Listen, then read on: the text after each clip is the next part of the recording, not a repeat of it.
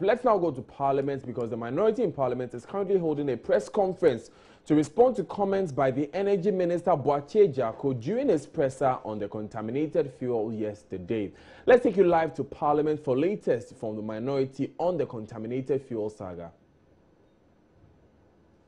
Back to Ghana from China with his 120 or 116 delegation in search for whether he calls it a loan or joint venture or grant or aid, to welcome him back to Accra and to look forward with the good people of Ghana for the arrival of his 19 billion train to our country, and to remind him further and the government that whether it is a loan or is a joint venture, we are aware that Ghana's engagement with China at the bilateral level, again, knowledgeable Baumia says that we are equal with China. He knows that in terms of might and strength, Ghana and China are not necessarily co-equals within the geopolitics and world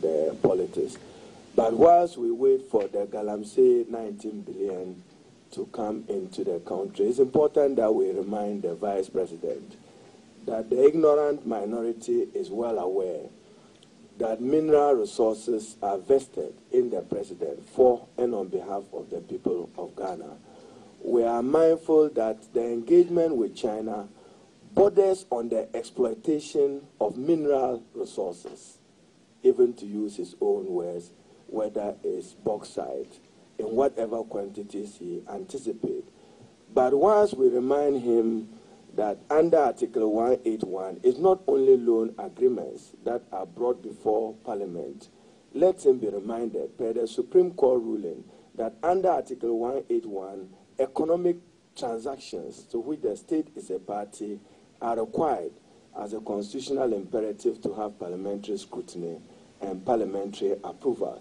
But for our purpose this morning, and those of you who have followed the Galamsey debate of 19 billion, they can't even speak with certainty in the amount. You hear sometimes 15 billion plus or minus 4 billion. Now he himself uses close to 20 billion. Let us remind him that Article 268 of the Constitution of Ghana states, and I quote, "Any transaction, contract, or undertaking involving the grant of a right or concession by on behalf of any person, including the government of Ghana, to any person or body or persons howsoever described for the exploitation of any mineral, inclusive bauxite, water or other natural resources of Ghana, made or entered into after the coming into force of this constitution, shall be subject to ratification by Parliament." We only can encourage him as a knowledgeable person to show respect to the oath and to the Constitution, but to further remind him that the Constitution requires that Parliament may, by resolution supported by the votes of not less than 2/3 of all the members of Parliament, exempt from the provision of Clause 1 of this article any particular class of transaction, contract, or undertaking. So whether it is a loan, I'm sure when he probably considered that if it was just a mere economic transaction of joint venture, it will not require parliamentary scrutiny. The people of Ghana would want to know full details and particulars of any memorandum of understanding signed thereof. As for the private sector, they can at any time be able to source financing from the private capital market. But distinguished ladies and gentlemen, as many of you may be aware, tomorrow, the 6th of July, we have firm and strong understanding that President Nana Addo Dankwa Akufo-Addo is expected to turn the valve to mark the commencement of commercial exploitation of oil of Cape 3 Point. It must be pointed out that this feat could not have been achieved within 6 months. And therefore, we in the NDC want to be proudly associated with our proud initiative and our proud legacy. So it's important that even as he goes on Thursday to commission this important exercise, understand as at this morning, President Mahama has not even been invited to the ceremony of which he necessarily played a role as President of the Republic to be associated with it.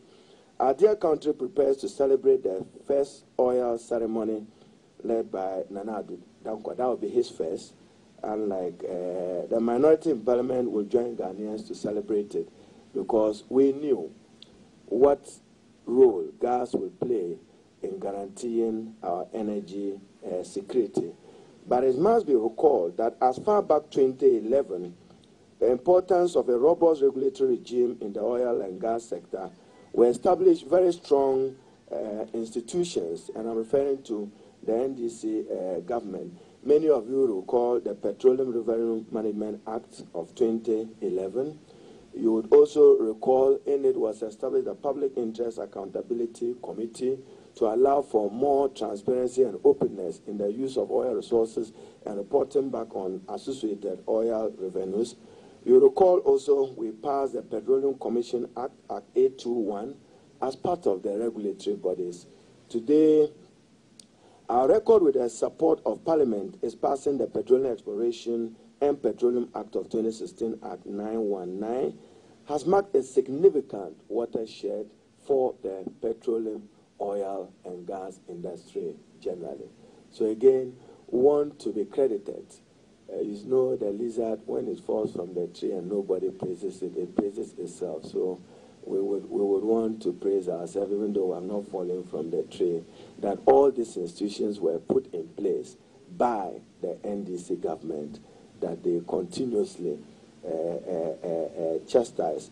It's also important that we go back to, you may recall how the MPP then in opposition opposed even the 1 billion CDB loan, which eventually saw the establishment of the Atuabo gas infrastructure. And many of you who have monitored knowledgeable Baumia, because he describes the minority as ignorant, he's come back from China with what you at best can describe as the NDC recycled 2 billion. If you remember, Professor Mills of blessed memory had come back with a pledge of 3 billion support from the Chinese government. Only 1 billion of it so far was assessed because of the country risk in terms of debt to GDP. And it's also important for many of you to know that even as we went in for the CDB loan, our development partners, including the IMF, were not too happy with it, including the very project that he would be commissioning tomorrow. It followed negotiations by the NDC government and GMPC on behalf of the state for additional 5%, making a total of 20%. So working interest was adjusted from the MPP at about 15% to 20%. That's in 2006. And therefore, we have increased what will accrue to the state from 15 to 20%. Having achieved all this, we proceeded with the following.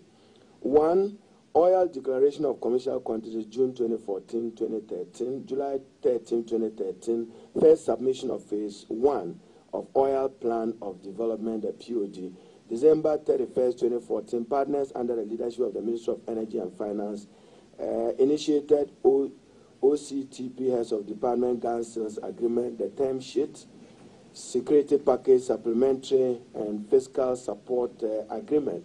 Then June 17, 2015, Government of Ghana, GMPC, and the contractors signed the gas sales agreement after tireless negotiations. I'm still referring to what he would be doing tomorrow as if is the initiative of the MPP of inaugurating the Sankofa 10-field oil infrastructure. Projected gas supply from the Sankofa Jinyame field is estimated to be about 180 for the next 13 years, MMSCF. The NDC government, despite a global downturn, was able to get 2 global players in the industry, ENI and Vitol, to finance this multi-billion-dollar project, which is by far the highest in sub-Saharan Africa. And then also important to state that we had to, again, using our financial engineering, get a partial risk guarantee of up to $300 million US additional support to credit enhancement for the new power plants to offtake the gas from the field. So, distinguished ladies and gentlemen, it represents the highest foreign direct investment, in fact, the largest in sub-Saharan Africa, as I stated earlier. And it is not, though, that the NPP then in opposition would have supported this laudable project, but unfortunately, that is not exactly what happened. They took every opportunity to discredit this very important project and initiative that tomorrow they will be dancing to commission with some pride and with some excitement. For instance, on the eve of the visit of the former Italian Prime Minister, many of you, if you recall, he had cause even to address Parliament, Renzi, on Tuesday, February 2nd, 2016. Nana Akumia, now of STC fame, not communication fame, review Ghana's bad gas deal with ENI MPP to Prime Minister. So just giving you on memory lane, at the time, they said that what they are commissioning tomorrow, they were asking for a review of it as a bad transaction. And we are quoting then communication aspect of the MPP party spokesperson. The finance minister confirmed at his vetting that the price was only tentative to be determined after all the contracts have been awarded and savings determined. I want to take this opportunity to congratulate all the players, particularly President Mahama, for the leadership that he provided and the bold vision in contributing to energy security through the availability of sustainable gas supply, which itself will help power some 1,000 or more megawatts of electricity. The NDC had laid the foundation for the project. There's no doubt about it, and there should be no debate about it, because all of you know that this could not be done from January to July. Nana Adudankwa is only halfway through the first year of his 4-year term mandate.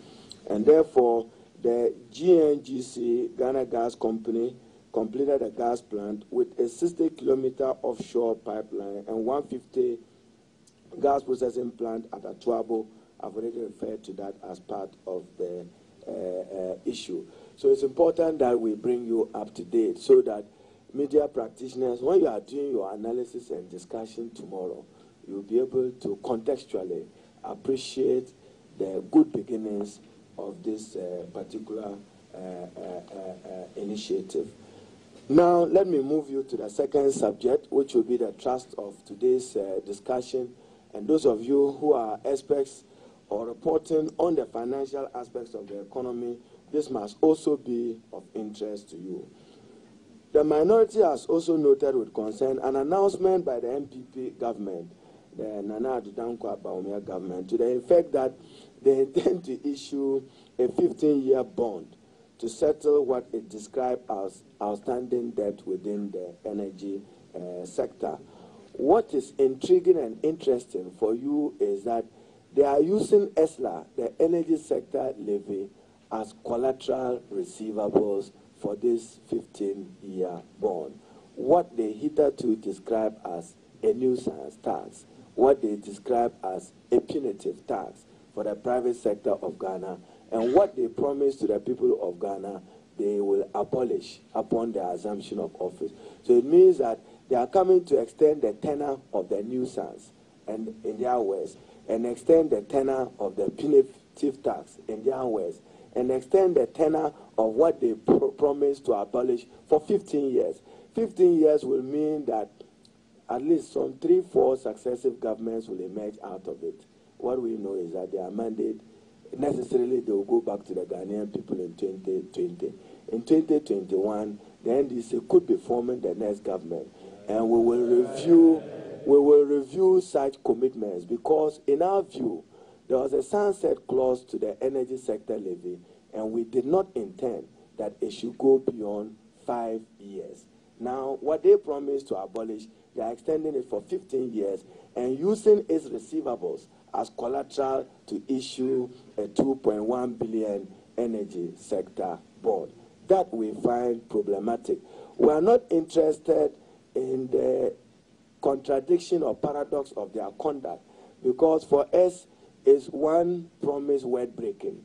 A promise word breaking, the MPP have many. One of those promises word breaking is a promise to review and abolish the energy sector levy. You don't need them to tell you that they are not able to do it. So it's one of those promises you can categorize as a promise word breaking. So therefore, we will look at it as a future government, and we think that this was a particular tax regime they were very critical of, and said that all the increase and higher tariffs of electricity which they promised to reduce was a function of the introduction of the energy sector levy, which was to consolidate all the existing levies into a properly structured revenue stream flow to deal with the debt stock in the energy sector. And for many of you, again, we take credit as a government that at least within the energy sector today, there is no subsidy, a major economic decision that we took. That is why even the debt within the energy sector is often referred to as a legacy debt, because you are not incurring new debt associated with the accumulation of subsidies that is never paid on by the government of Ghana. So for the avoidance of doubt, the Minister of Finance, Honorable Setekwe, has started sanitizing the markets of energy bonds to finance the investment needs of the sector and wean them off central government for sovereign guarantee. These discussions were based on the self-financing rule for commercial projects. In the case of the energy sector, it will be based on receivables or revenue from projects such as the thermal plants, not ESLA. So, you know, our debt management strategy is not same as what they are pursuing today. It was not intended that it will be just this. If you know, for instance, Ghana Water Company, to the ranking member of finance, as I recall, they were now even asked to establish an escrow in order that they would justify repayment of some of the guarantees that the government of Ghana gave them. What informs the MPP government's strong affinity for bonds, if not for self-gain? So today, every day when you wake up, bond.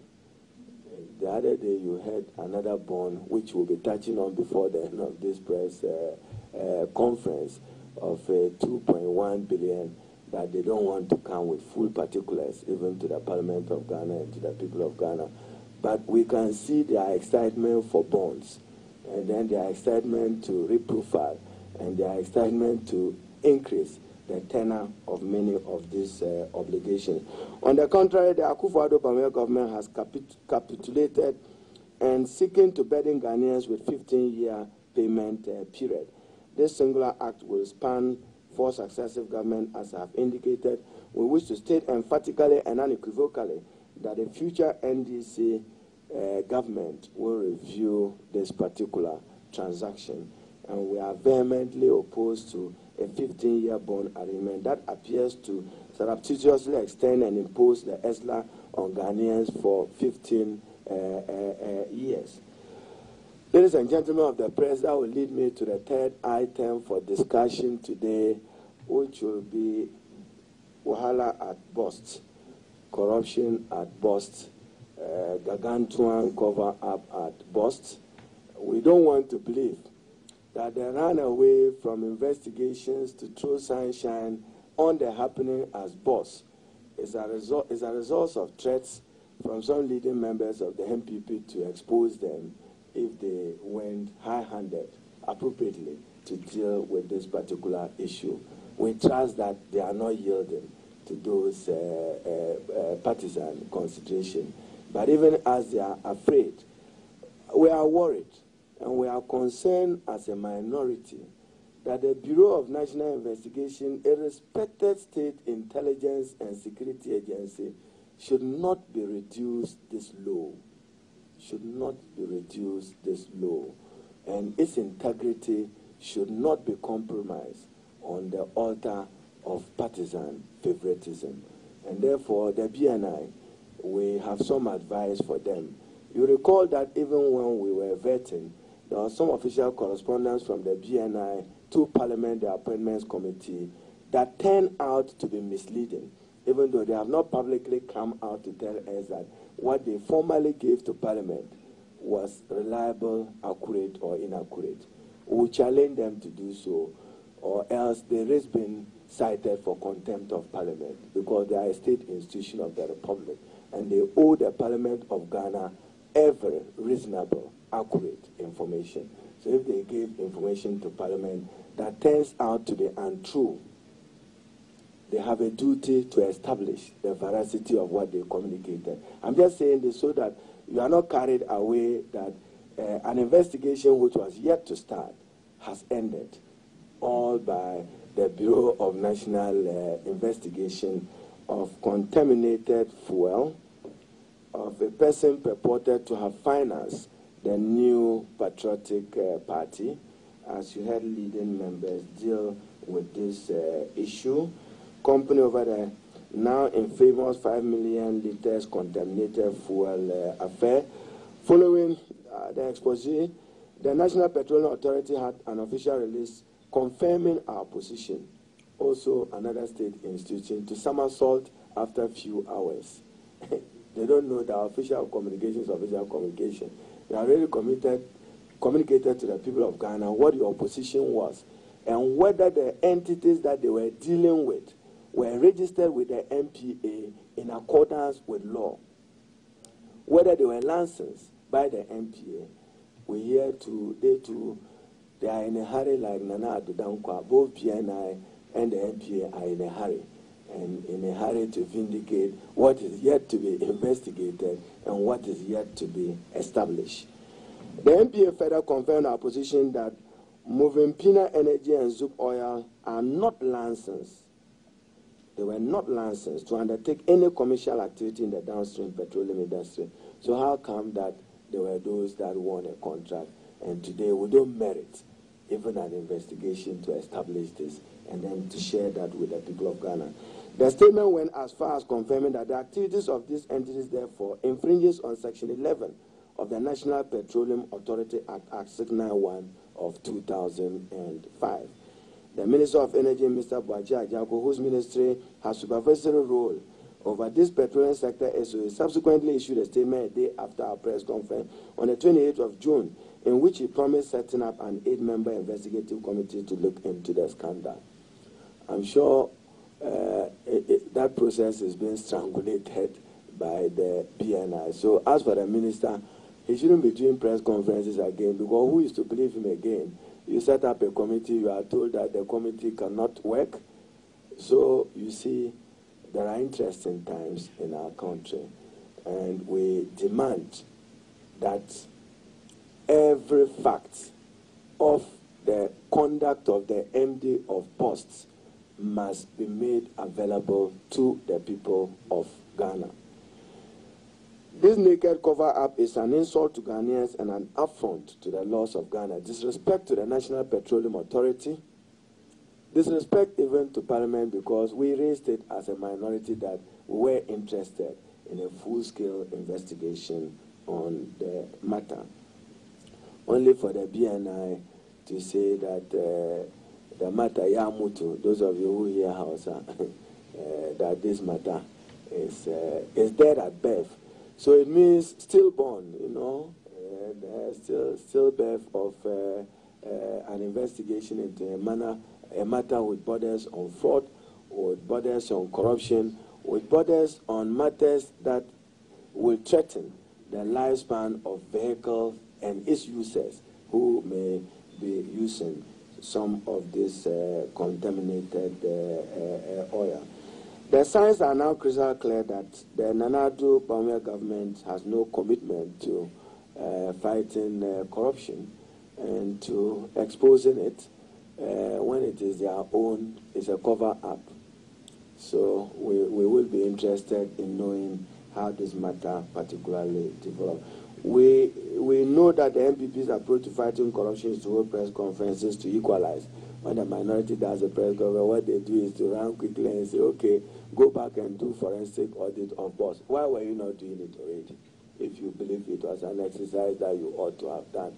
You wait until you are selling contaminated fuel, and when you are reminded that, hey, stop this, don't destroy vehicles, and then come clear. You are selling it to an entity which is unlicensed and registered in accord with the laws of Ghana.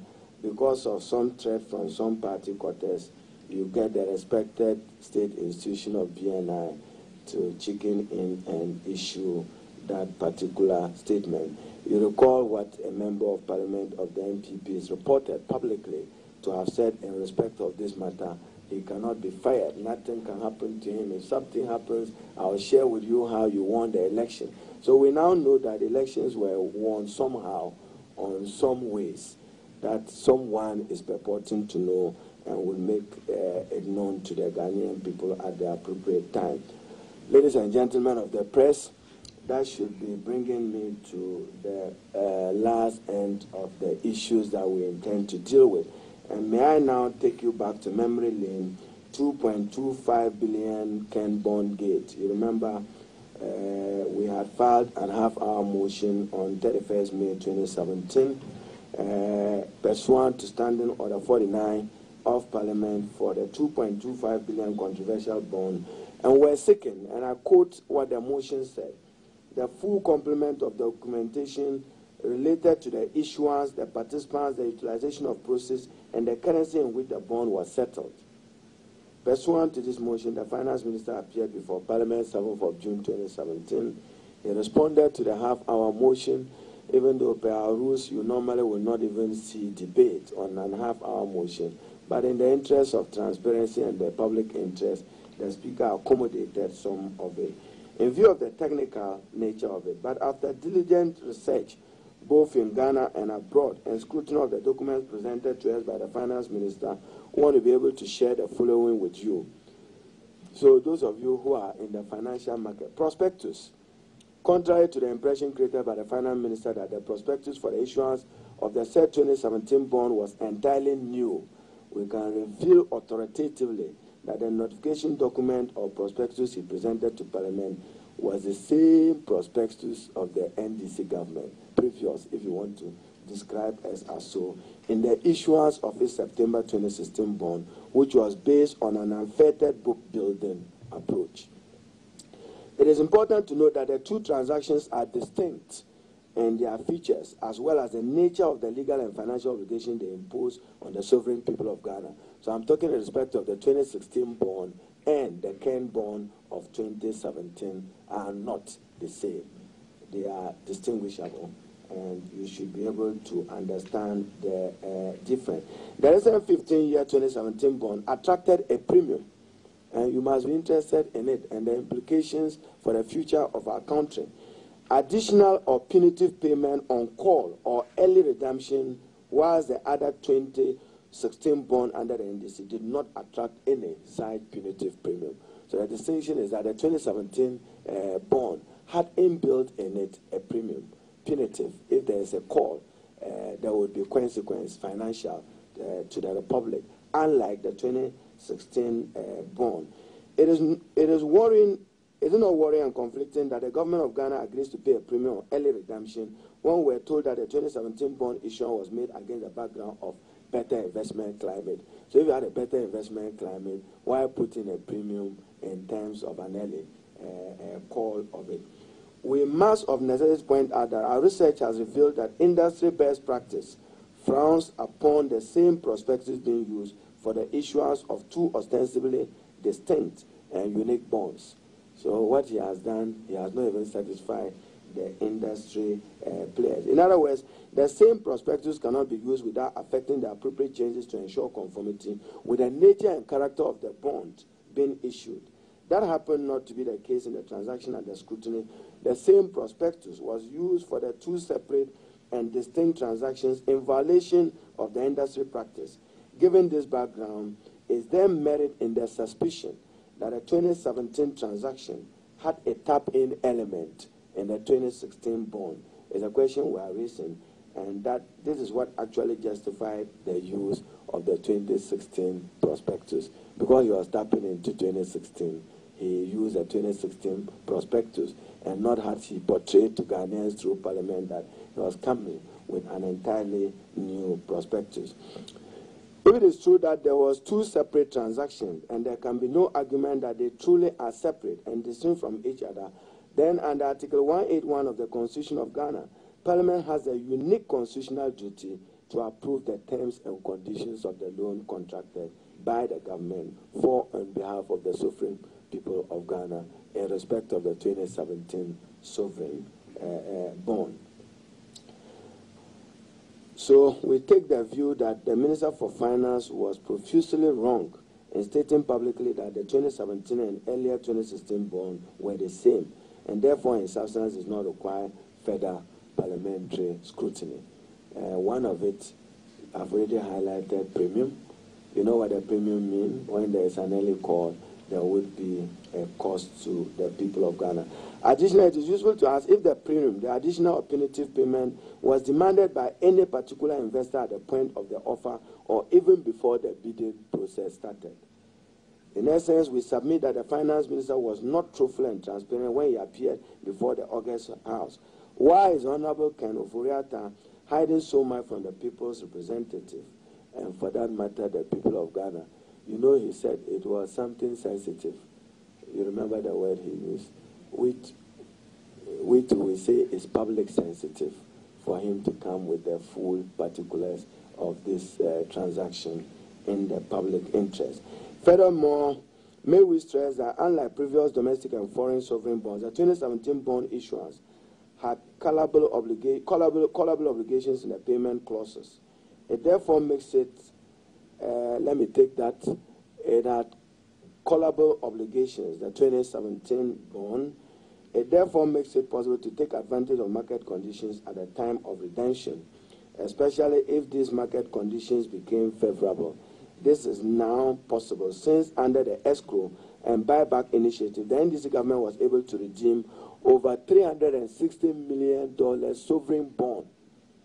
So that's why you're saying when it is possible that it can be done. We redeemed $360 million sovereign bond, including part of the MPP's first ever 2007 bond.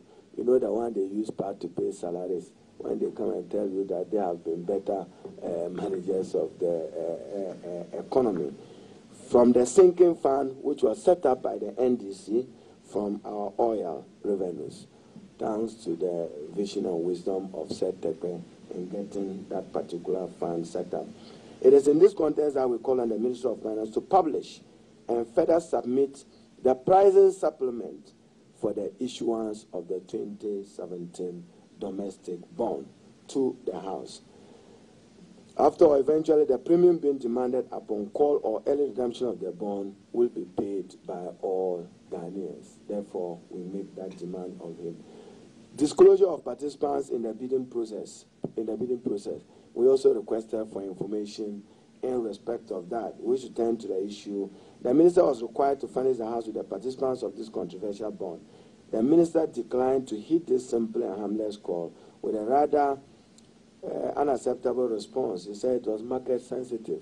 So we say to him, it's public sensitive in the public interest for him to make disclosures of the participants in that particular bidding process. We ask the minister, probably his only stranger in Jerusalem, we should let him know that his unique bond is being widely discussed by capital market analysts that have followed Ghana since we returned to the markets in a big way in 2013 with both sovereign bonds. Distinguished ladies and gentlemen of the press, there are some contradictions and inconsistencies in the figures recorded.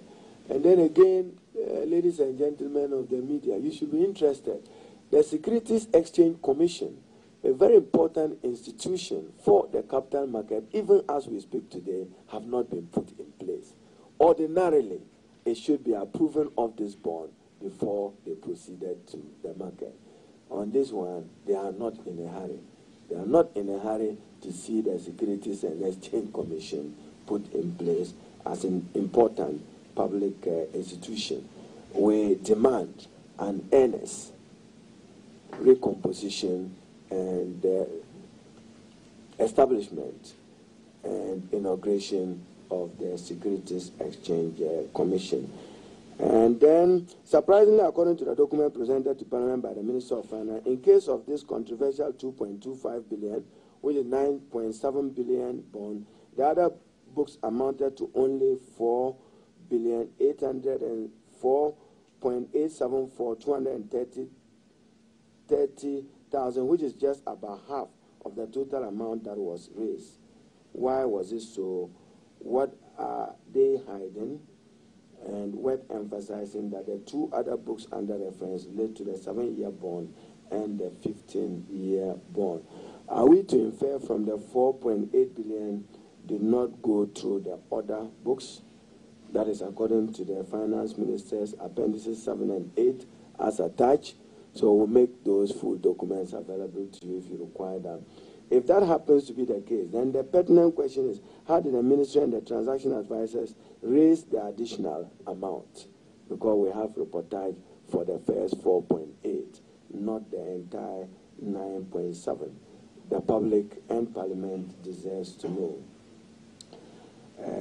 Use of proceeds, contrary to the impression created by the Vice President, Dr. Mahmoud Bane, that the controversial 2.25 billion will be used to solely finance existing domestic expensive bonds. We're told by the Finance Minister that about 1.1 billion has been used to finance the budget deficit. So you see the double tongue. One is talking about using it to finance existing domestic expensive bonds. Now is now being used for purpose of budget support. Before we continue, we will recall that Nana Akufo-Addo, President of the Republic, Dr. Mahmoud Bawumia, they consistently were attacking short-term notes since the 2007 sovereign bond. These were the case with the entire 2015 World Bank guaranteed bond and portions of the other bonds issued between 2013 and 2016. Now they say we should hail them when they do bond, yet they were very, very critical when the administration, the NDC administration, sought to use this particular instrument. Still on the use of funds, it's important to stress that using part of the bond to finance the deficit simply means you're actually increasing your debt stock with the issuance of the bond. If part of the money is coming into the budget, unlike the impression he created to Parliament that there would be no addition to our debt to GDP stock, that will not be the case, since some of it is being used for budget support. And then also go to the numbers. It did not come clear. If you are raising 9.7 billion, he only partly shared with Parliament what the proceeds will be used for. Therefore, we demand to know what the other money that he refused to disclose to Parliament would be used for. Because if you do the arithmetic that day, it didn't go beyond 3.1 billion in terms of what he accounted for the use of the proceeds. And the entire process is in the region of 9.7 billion. Secondly, we're also told by the Finance Minister that the amount of 2.5 billion out of the total has been used to refinance the existing debt. However, we're not informed about what debt instruments have been refinanced and at what rate, because you see, some of the rates were at 16%. You are now at 19.75%. So were you helping the early redemption or not with that higher rate of 19.75%? Therefore, we have some general observations. And based on this sort of state of affairs, we, the minority, have taken a number of consequential decisions.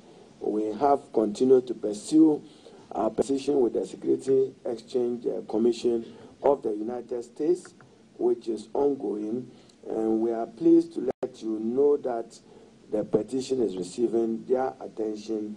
We also have had the Honorable Okujato Ablako, Honorable Adongo, and Honorable Dominic Yene look at some matters in Luxembourg in respect of this particular transaction, to file another complaint with the regulator in Luxembourg known as the Commission de Surveillance de... My French is broken, so Secrétaire Financier which has begun looking into the matter. Sécurité financière, so I wasn't born in Togo or Burkina, so you can forgive me. Back home, we continue to lend our support to those who are before Strach, Jamfi and lawyer Daudu, who are trying to throw sunshine on this matter, and we are encouraged that in the public interest, all these matters are ongoing. So, ladies and gentlemen of the press, this is the Minority Press Briefing. We would be pleased to answer your questions and endeavor to be as brief as possible, as we have some other engagement with the speaker now. I thank you for your audience.